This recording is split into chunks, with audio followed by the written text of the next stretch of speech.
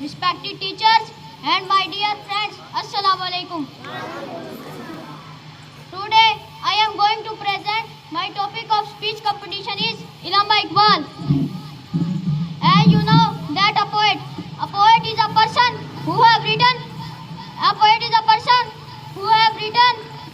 to express deep feeling. In our country, there are many poets who have written on various subjects. The most famous of this poet is Allama Iqbal. Allama Iqbal, he is our national poet. Allama Iqbal was born on November 9, 1877. He is our national poet. His father, Sheikh Nur Muhammad, was poetman. Allama Iqbal,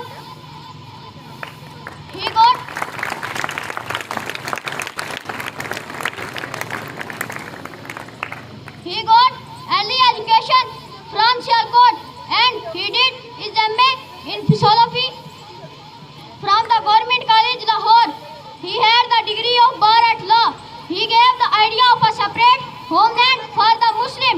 He is our national hero. A hero is a person who have the ability to lead and guide with separate and power to bear the hardship with smile.